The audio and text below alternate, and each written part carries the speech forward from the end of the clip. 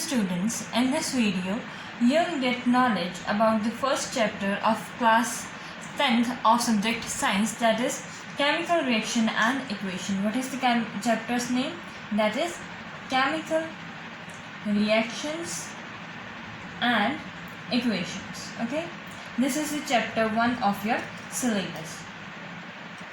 Chapter 1 क्या है हमारे पास? Chemical reaction and equation. इसकी आज हम पूरी डिटेल में डिस्कस करेंगे कि ये चैप्टर में क्या क्या बताया गया। आपको पूरी इस वीडियो को देखने के बाद आपको पूरी नॉलेज होगी इस चैप्टर के बारे में। ठीक, अब क्या है, सपोज करो हमने जूनियर क्लासेस में दो चीज़ें पढ़ी हैं, बहुत सिंपल सी दो चीज़ें पढ़ी हैं। One is physical changes and the second one is chemical changes. ये हमने जूनियर क्लासेस में रीड किए, इनके बारे में पूरी नॉलेज है हमें कि फिजिकल चेंजेस और केमिकल चेंजेस क्या होते हैं। ठीक, फिजिकल चेंजेस जो सिर्फ टेम्परेचर का थोड़ा सा चेंज हो गया या कोई स्टेट में चेंज हो गया, थोड़ा सा ऐसे चेंजेस जो रिवर्सिबल चेंजेस होते हैं, रिवर्सिबल चेंजेस होते हैं वो फिजिकल होते हैं। जो इरिवर्सिबल थे वो हमारे केमिकल थे। इरिवर्सिबल चेंजेस वो कौन से चेंजेस थे? केमिकल चेंजेस थे। ये हमें बात मालूम है। इसमें क्या था कि सिर्फ स्टेट चेंज हो रही थी, थोड़ी बहुत स्टेट चेंज हो गई, लेकिन इसमें क्या हुआ था? कॉम्पोजिशन चेंज हुई। इसमें क्या चेंज हुई थी? State change.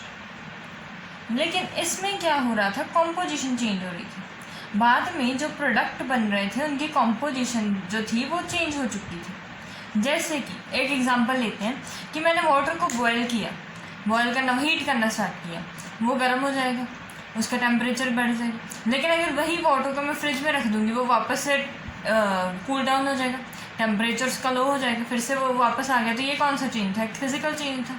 लेकिन अगर मैं क्या करूँ, या आपने देखा है कि जो आयरन के नेल्स होते हैं, आयरन नेल जो होते हैं उनका क्या था? थोड़ी देर बाद आप ऐसे ही रहने दो, कुछ सालों के बाद, कुछ टाइम के बाद, मानो साल भी नहीं, कुछ टाइम के बाद उन पर रस्ट लग जाता है, जंगाल लग जाता है जिसे हम कहते हैं। वो क्या है? वो एक केमिकल चेंज है। जंगाल को हम कहते हैं रस्ट। ठीक, इसकी एग्जाम्पल क्या है? रस्टिंग ऑफ आयरन, कि आयरन जो है उस पर जंगाल लग जाता है, वो रस्ट हो जाती है, उस पर रस्ट आ जाती है। ठीक, और इसकी क्या है? इसकी एग्जांपल मान लो कि वाटर बॉइल्ड, जो वाटर को मैंने हीटेड वाटर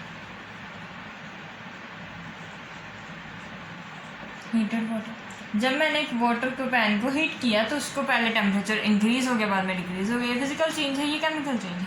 अब बात इस पर आती है कि अब इस चैप्टर में हमने डिटेल इसकी करनी है। फिजिकल को तो हमने बहुत पहले पढ़ चुके हैं, लेकिन आज हम करेंगे कि केमिकल चेंज क्यों होते हैं, केमिकल चेंज होने की वजह क्या है। केमिकल चेंजेस होने की वजह ये है कि उनके जो रिएक्टेंट्स होते हैं उनमें क्या हो जाता है कि केमिकल रिएक्शन हो जाता था। ये तो हमने पहले चीज़ें पढ़ी हैं।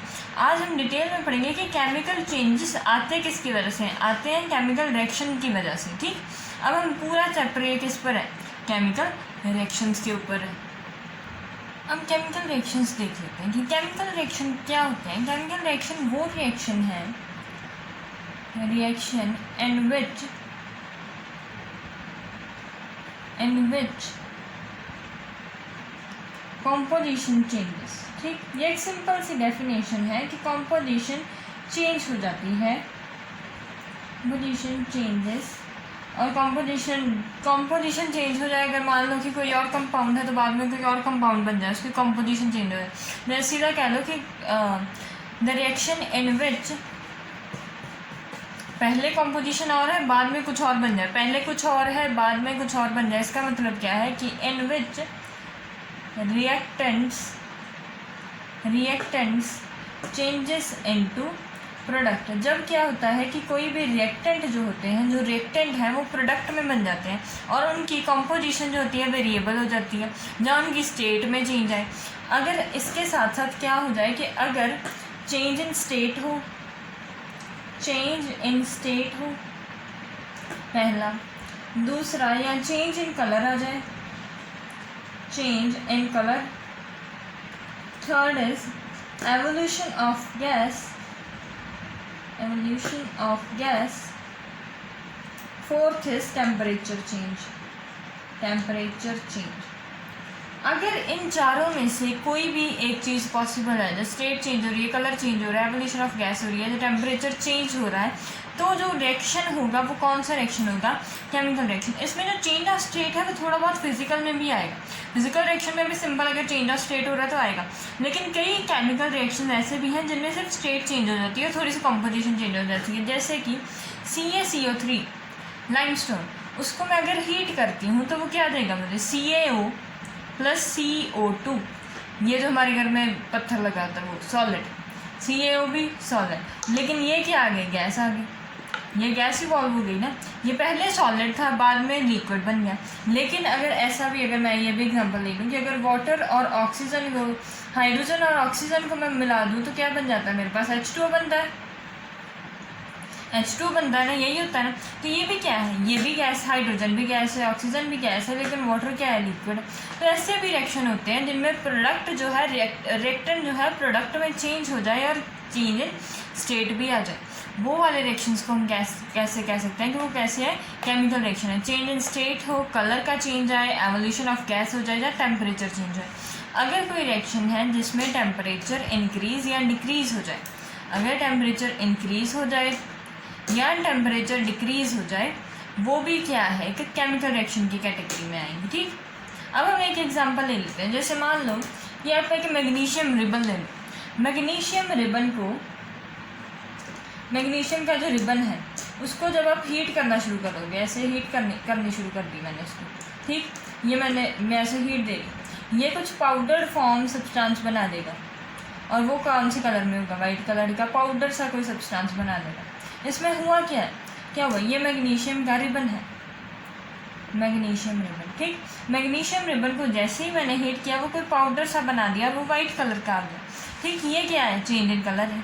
अब क्या देखो यहाँ पर हुआ क्या है कि मैग्नीशियम को जब मैं हीट करूँगी, एक बात आपको अच्छी से मालूम होनी चाहिए कि जब भी हम किसी चीज़ को बर्न करते हैं, वो बर्न किस में होती है? वो बर्न होती है ऑक्सीजन में। ठीक, जब भी कोई चीज़ बर्न होगी तो वो तब ही burning is possible only because of oxygen gas. अगर ऑक्सीजन है वहाँ पर तो ही बर्निंग होगी। अगर ये बर्न हुआ है, इसका मतलब कि ये ऑक्सीजन के साथ रिएक्ट किया होगा, Mg + O2 will give me MgO। ठीक, कोई ऐसी रिएक्शन जिनमें रिएक्टेंट जो है वो प्रोडक्ट बना दे, कोई ऐसी रिएक्शन, अगर ये आपकी कॉपी में, बुक में एक्टिविटी है कि अगर मैग्नीशियम रिबन को हम हीट करते हैं, तो बर्न करते हैं, तो वो वाइट पाउडर बना देता है और वो कुछ ऐसा होता है। तो ये क्या है? कि केमिकल रिएक्शन हो रही है। ठीक, यहाँ तक बात समझ में आ गई कि केमिकल रिएक्शन क्या है? केमिकल रिएक्शन तो कर लिया, अब केमिकल इक्वेशन की बात करते हैं कि केमिकल इक्वेशन क्या है। केमिकल इक्वेशन अगर मान लो कि मैं अभी पुराने वाली एग्जांपल लूँ, ये लिखूँ कि when magnesium is burnt in oxygen, it gets converted to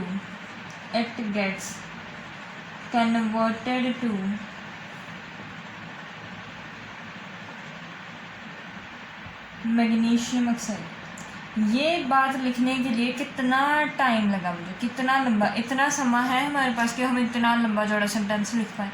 हम ऐसे नहीं लिखेंगे। इसको ईजियर वे में अगर मैं लिख दूँ कि क्या हुआ है, मैग्नीशियम जो है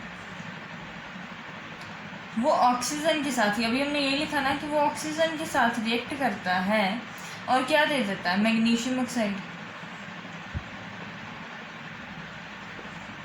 ठीक, इतनी बड़ी लाइन लिखने की बजाय हम यही लिख देंगे एक छोटी सी लाइन कि मैग्नीशियम ऑक्सीजन के साथ रिएक्ट किया, ये दोनों आपस में रिएक्ट हो गए और मैग्नीशियम ऑक्साइड बन गया। लेकिन अगर मुझे इससे भी ज़्यादा छोटी चाहिए फॉर्म को, तो मैं इनके क्या लिख दूँगी? केमिकल सिम्बल्स लिख दूँगी। सिम्बल्स में क्या है? मैग्नीशियम का सिंबल क्या होता है? Mg। ऑक्सीजन का सिंबल क्या है? O2 and it will be MgO। ठीक, ये जो इक्वेशन है जिसमें हम ये जो एक सिंपल सी इक्वेशन है कि MgO2 के साथ रिएक्ट कर MgO बना रही है, और हम साइंस के स्टूडेंट हैं, ये तो हमें पता है कि Mg मैग्नीशियम के लिए है, O2 ऑक्सीजन के लिए, और MgO क्या बन जाएगा, मैग्नीशियम ऑक्साइड। तो हम इसी से भी तो हमें क्लियर हो रहा है। इतनी बड़ी लाइन लिखने की बजाय अगर हम इतना छोटे से वर्ड में, इतनी छोटे से टॉपिक, इतनी सी लाइन में, आधी लाइन में अगर हम बता सकते हैं कि हम क्या हुआ है, तो हमें दिक्कत ही क्या है, क्या प्रॉब्लम है हमें। तो ये क्या होती है कि ये एक होती है केमिकल इक्वेशन, वो इक्वेशन जो हमें बताती है कि क्या हुआ है, रिएक्शन में हुआ क्या है, ये जो चीज़ बनी है, जो प्रोसेस हुआ है, उसमें हुआ क्या है। उसमें हुआ है कि मैग्नीशियम ऑक्सीजन के साथ रिएक्ट किया है और मैग्नीशियम ऑक्साइड बन गई है। ठीक, यहाँ तक बात समझ में आई। ये तो थी एक सिंपल सी इक्वेशन जो बता रही है मुझे कि Mg+O2 विल बी MgO। ठीक, ये तो एक सिंपल इक्वेशन थी, कि सिंपल केमिकल इक्वेशन थी। लेकिन अगर ध्यान से देखो, क्या ये बैलेंस्ड इक्वेशन है। हमें एक बात मालूम है कि मास can neither be created not be destroyed. जितना कोई मास है उसका, रिएक्टेंट क्या है, प्रोडक्ट में भी उतना ही चाहिए, उतने ही मॉलिक्यूल्स, उतने ही उसके एटम्स चाहिए, उतने ही उसके मॉलिक्यूल्स चाहिए। ध्यान से देखो, Mg यहाँ पर भी एक ही है, Mg यहाँ पर भी एक ही है, लेकिन ऑक्सीजन यहाँ पर 2 है और यहाँ पर 1 है। तो क्या ये उसको फॉलो कर रही है, कंजर्वेशन ऑफ मास को फॉलो कर रही है, नहीं कर रही। तो इसका मतलब कि ये क्या है, नॉट बैलेंस्ड। ये बैलेंस्ड इक्वेशन है ही नहीं, ये गलत इक्वेशन है, क्योंकि ऐसा हो ही नहीं सकता कि अगर एक MgO2 के साथ रिएक्ट करेगा तो MgO अकेला थोड़ी दे देगा। वो क्या देगा, वो देखो कि अगर इसको ही मैं ये चेंज कर दूँ, Mg+O2 will be 2MgO and it will be 2। ये जो इक्वेशन है, this is the balanced equation, this is the balanced equation. अब आप पूछोगे कि बैलेंस्ड इक्वेशन क्या है। बैलेंस्ड इक्वेशन एक वो केमिकल इक्वेशन है जिसमें रिएक्टेंट की साइड पर जितना मास है और प्रोडक्ट की साइड पर जितना मास है वो बराबर होना चाहिए। ठीक, अगर 2 एटम्स मैग्नीशियम के रिएक्ट हुए हैं तो यहाँ पर भी 2 ही आने चाहिए। अगर 2 ऑक्सीजन के हैं तो ऑक्सीजन के भी 2 ही आए हैं इधर। इसका मतलब कि ये क्या है, पूरी की पूरी बैलेंस्ड इक्वेशन है। जहाँ इसको कह लो कि rules to write chemical equation, कि केमिकल इक्वेशन लिखने के लिए हमें क्या आना चाहिए, हमको क्या रूल है। पहली बात कि वो बैलेंस्ड होनी चाहिए। आप बैलेंसिंग सीखोगे, अभी मैं बताऊंगी कि हाउ टू बैलेंस, ये बैलेंस कैसे करते हैं इक्वेशन को, बैलेंसिंग कैसे करते हैं इक्वेशन को। और सेकंड चीज़ जो हम बताएंगे, पहले तो ये होनी चाहिए कि वो बैलेंस होनी चाहिए, और सेकंड क्या होनी चाहिए कि इसमें लिखा होना चाहिए कि वो क्या कर रही है। उसमें टेम्परेचर का चेंज, कि अगर कोई हमने कैटलिस्ट यूज़ किया तो वो लिखेंगे, अगर उसमें कोई कैटलिस्ट यूज हुआ है तो वो लिखेंगे, अगर कोई मॉडुलेटर यूज़ है, प्रोमोटर यूज़ हुआ है तो वो लिखेंगे। और सेकंड चीज़ जो हम लिखेंगे, that is anybody guesses, that is the change in state. क्योंकि हमने पहले भी कहा था, हमने ये बात पहले भी कही है कि वो रिएक्शन जिसमें स्टेट चेंज हो जाए वो केमिकल रिएक्शन है। तो इसमें हमें लिखना पड़ेगा कि स्टेट यहाँ से यहाँ हुई है, तभी तो प्रूव होगा कि वो केमिकल इक्वेशन है। और थर्ड चीज़, कैटलिस्ट यूज़ भी लिखेंगे हम उस पर, और टेम्परेचर का अगर चेंज है वो भी लिख देंगे, अगर कोई प्रोमोटर यूज़ हुआ है तो वो भी लिख देंगे। ये बताऊँगी मैं आगे कि क्या क्या करना है। सबसे पहले केमिकल इक्वेशन सिंपल तो यही है कि रिएक्शन क्या हो रही है, आप बैलेंस करनी सीखते हैं कि इसको बैलेंस कैसे करते हैं। ठीक, अब फर्स्ट एग्जांपल मैंने ली है कि आयरन वाटर के साथ रिएक्ट कर कर स्टीम है यहाँ पर। चलो, आयरन H2O से रिएक्ट कर कर Fe2O3 देगा और हाइड्रोजन गैस देगा। ठीक, पहली इक्वेशन मैंने ये ली। अब यहाँ पर ध्यान से देखो, सबसे बड़ा जो है वो क्या है, सबसे बड़े वाले जिसके सबसे ज़्यादा एटम्स हैं वो क्या है। आयरन का यहाँ पर 1 है, यहाँ पर 2 है, हाइड्रोजन के यहाँ पर भी 2 हैं, यहाँ पर भी 2 ही एटम है। अब ऑक्सीजन के यहाँ पर 1 है और यहाँ पर 3 है। यही बात है ना कि ऑक्सीजन का यहाँ पर 1 ही है और यहाँ पर 3 है। तो हमें क्या करना पड़ेगा, इस साइड भी 3 करने पड़ेंगे एटम कैसे देखते हैं कि एक बात ध्यान में रखना कि अगर लिखा है Fe2O3 तो 2 एटम Fe के हैं, 2 Fe के हैं और 3 ऑक्सीजन के हैं, O के हैं, अकेले O के। ये बात ध्यान में रखना। अगर लिखा है 2MgO तो क्या है कि Mg के भी 2 हैं और ऑक्सीजन के भी 2 हैं। ठीक, एक एग्जांपल और ले लो, जैसे ले लो H2O ले लो। इसमें क्या होगा कि 2 एटम हाइड्रोजन के हैं और 1 एटम ऑक्सीजन का है। लेकिन अगर इसी को मैं चेंज कर कर लिख देती 4H2O, तो 4H2O में क्या होता कि हाइड्रोजन के कितने हो जाते हैं, हाइड्रोजन के खुद के तो 2 हैं और 4 और, तो ये क्या हो जाते हैं हाइड्रोजन के, ये मल्टीप्लाई में होते हैं। जो सब्सक्रिप्ट और ये आगे वाला और ये नीचे वाला जो होता है, ये सब्सक्रिप्ट लिखो, ये सुपरस्क्रिप्ट लिखो, ये जो दोनों हैं ये आपस में मल्टीप्लाई हो जाएंगे। तो हाइड्रोजन के कितने आ जाएंगे 2 × 4 दैट इज़ 8, और ऑक्सीजन के अकेली के आगे वाले आ जाएंगे 4, क्योंकि यहाँ पर क्या है 1 है ना, वो आ जाएंगे। जैसे यहाँ पर देख लो 1 है, तो ये 1 × 2 विल बी 2, 1 × 2 विल बी 2। अब यहाँ पर 1 था तो 2 × 1 will be 2 and 3 × 1 will be 3, 3 oxygen के और 2 उसके। ये बात समझ में आ गई। अब यहाँ पर देखो कि आयरन का यहाँ पर 1, यहाँ पर नीचे 1 है, 2 हो गए। हाइड्रोजन के यहाँ पर भी 2 एटम है, यहाँ पर भी 2, यहाँ पर 1 है, यहाँ पर 3 है। तो इस यहाँ पर 3 करने के लिए मैं ये तो नहीं कर सकती, ऐसे कर ही नहीं सकती, फॉर्मूला थोड़ी चेंज कर सकती हूँ। इसको करने के लिए मैं यहाँ पर सिंबल लगा दूँगी। कहाँ पर सिंबल लगाऊंगी मैं, ये यहाँ पर 3 लगा दूँगी। ठीक, ये बात समझ में आ गई। अब क्या हो गया कि आयरन के 2 जो है वो तो रहेगा ही। अब ऑक्सीजन के 3 हो गए और बाकी सब वैसे का वैसे ही रह गया। ठीक, यहाँ तक बात समझ में आ गई। अब ध्यान से देखो अब क्या चेंज हो गया, हाइड्रोजन जो है अब वो क्या हो गया 3 × 2 हो गए हाइड्रोजन के, जैसे ये 4 × 2 थे 8 थे, अब ये 3 × 2 6 हो गए इधर, तो इधर भी 6 आने चाहिए। यहाँ पर 2 ऑलरेडी है तो यहाँ पर क्या आ जाएगा 3 × 2 विल बी 6, और यहाँ पर भी 3 × 2 विल बी 6। लेकिन आयरन के यहाँ पर देखो, आयरन के यहाँ पर 1 ही है, यहाँ पर 2 है, तो यहाँ पर 2 करने के लिए मैं यहाँ पर 2 लगा दूँगी। मैं ये तो नहीं कर सकती ना, जब भी आप ऐसे खुद ब खुद बैलेंस्ड करोगे इक्वेशन, आप सुपर स्क्रिप्ट में ही लिख सकते हो, आप सबस्क्रिप्ट में नहीं लिख सकते। जो फॉर्मूले हैं वही रहेंगे। जब आप करोगे तो आप सुपर स्क्रिप्ट आगे लिख सकते हो, नीचे नहीं लिख सकते। मैं ऐसे नहीं कर सकती थी कि H2O3 कि ऑक्सीजन के 3 हो जाए, आगे ही लिखने पड़ेंगे, यहाँ पर ही 3 लिखना पड़ेगा। अब क्या हो गया, यहाँ पर देखें 2 Fe के 2 Fe के 3 × 2 6 हाइड्रोजन के, यहाँ पर भी क्या है 3 × 2 6 हाइड्रोजन के। अब ऑक्सीजन के यहाँ पर क्या है 1, 3 × 1 3, और 3 यहाँ पर भी 3 है। ये बात समझ में आ गई कि आपको केमिकल इक्वेशन बैलेंस्ड करनी आ गई। अब सेकंड चीज़ हमने क्या सीखी थी कि स्टेट लिखनी है, कि स्टेट क्या है। अब आयरन है, आयरन मालूम ही है कि हमें कि सॉलिड होता है। इस केस में जो वाटर लिया है हमने वो स्टीम की फॉर्म में लिया है, तो वो गैसियस लिया है। ये हमें अगर हमने ये लिखा होता तभी हमें पता चलेगा कि हमने वाटर जो है वो स्टीम की फॉर्म में लिया है। लेकिन अगर मैं अकेला यही रहने देती H2, मुझे क्या पता था कि मैंने आइस की फॉर्म में लिया है, वाटर की फॉर्म में लिया है, जो स्टीम की फॉर्म में लिया है। अब गैसियस लिखा है तो मुझे मालूम है कि ये स्टीम की फॉर्म में लिया है। अब ये जो कंपाउंड होता है Fe2O3, इसकी भी स्टेट सॉलिड होती है, और जो H2 गैस है वो गैस है। ठीक, ये था कि केमिकल बैलेंस्ड केमिकल इक्वेशन ये है। इसमें कोई प्रमोटर कोई टेम्परेचर का नहीं आता इशू, तो ये सीधी डायरेक्ट हो जाता है।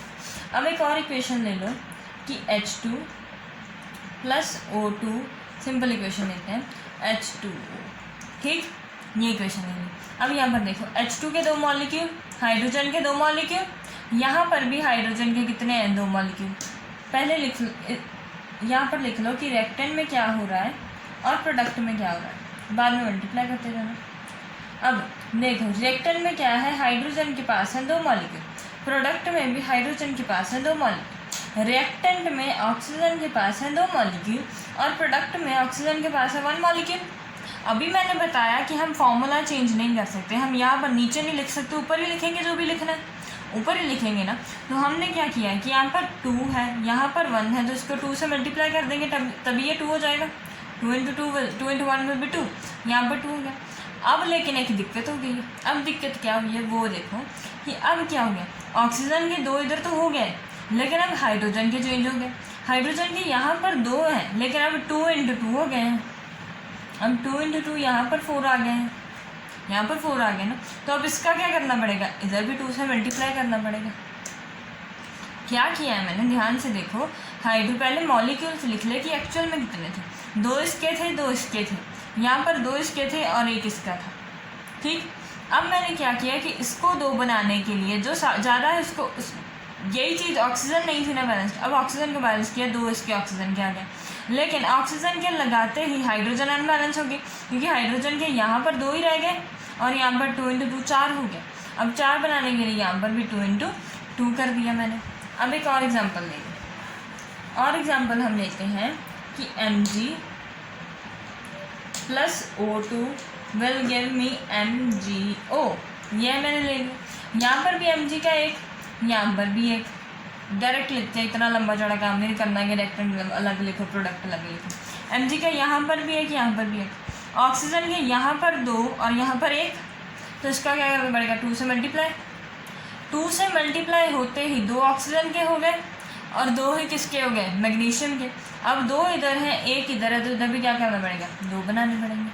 ठीक, ऐसे जो ये क्या करना है, सिर्फ एक मैथ्स लगाना है। अपने मैथ्स कैसा लगाना है कि जब भी आप खुद से कोई नंबर लिखोगे तब क्या करना है कि आगे लिखने जाना है, और जब ये इसको टोटल इसके मॉलिक्यूल्स काउंट करना है तो तब क्या करोगे, मल्टीप्लाई कर करके काउंट करोगे। ये अपना जो है ये कॉपी में नोट कर लेना कि ये मैंने कैसे किया। ये सारा कुछ बता रहा है कि हमने कैसे करना है। ये बेसिक आपको दे देगा कि हमने एटम काउंट कैसे करने हैं, एटम्स काउंट कैसे किए हैं। ये अपनी कॉपी में ज़रूर नोट कर लीजिए कि ऐसे एटम्स काउंट किए हैं।